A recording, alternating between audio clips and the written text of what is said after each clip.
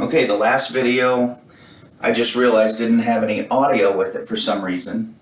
So I had taken the trim down. Actually, the video shows how easily I took the trim off. But the two things that I want to say now that I have audio is always work from the inside out. And most of the time you can go from the top and do a pry. And there's a little indentation here where I damaged the wall, but it didn't damage the part you can see. It only damaged inside, and by the time I put my trim up, I won't have to repair any of that. But I wiggled it and removed that part of the trim, and I carefully did it all the way around the window. So now I still have some nails I'm going to have to pull out to clean this up a little bit, and I'll do that after I shut the video off. So the next thing I want to talk about is measurements of the window.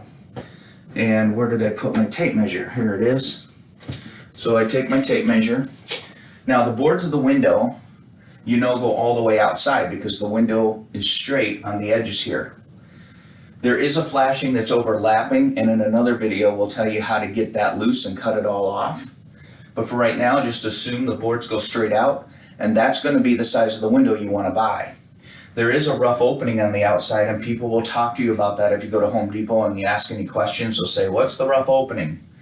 Well, you can measure the rough opening, you can measure the windows. Now I know, measuring the windows, the rough opening's 8 feet. The windows themselves are just a little bit under that. The top to bottom, my rough opening is going to be 48 and a half. I know that for a fact.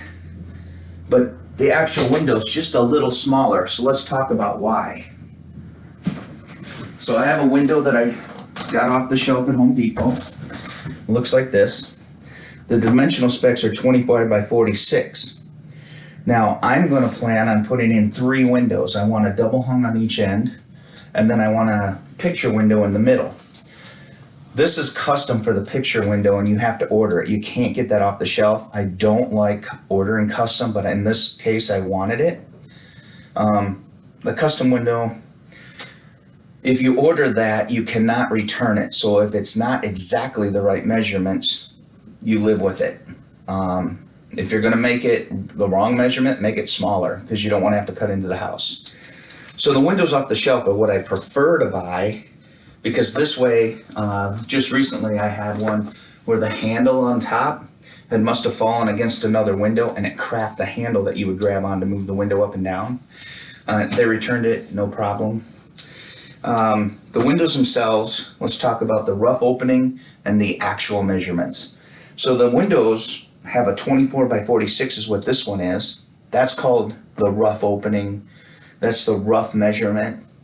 Below it are the actual measurements of this window. So when I go through and I measured the actual window, that gave me a better idea of how close these will fit.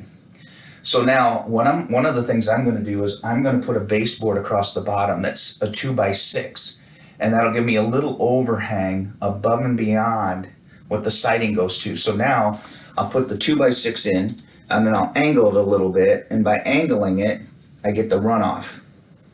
This will sit on the 2 by 6, the water will run.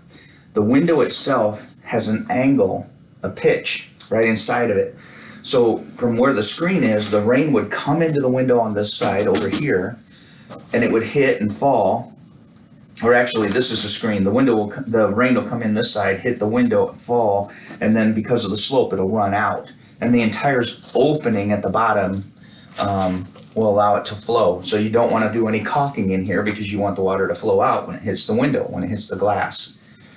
Now that'll flow out onto the pitch that I'm going to create, and then that'll run off away from the house, and that's what I want for this particular case. Now, I told you when I measured the rough opening it was 48 and a half inches tall. This one is only 46. Well, that's because the baseboard I'm going to put on is a 2 by 6, and a 2 by is usually 1.5 inches thickness. That leaves 1.5 inches open at the top because my actual measurement is 45 1/4.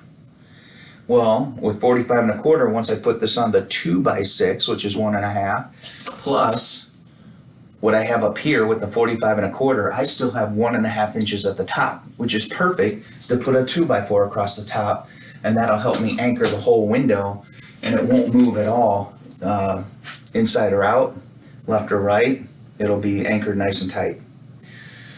So those are all the dimensions for the windows. I think this one was 188 off the shelf, so just round that to about 200, and then the picture window was like 278, so I round that to 3.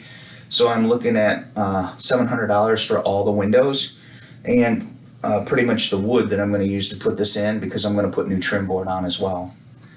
Now, with the replacement windows like this, they don't have any flashing on the outside.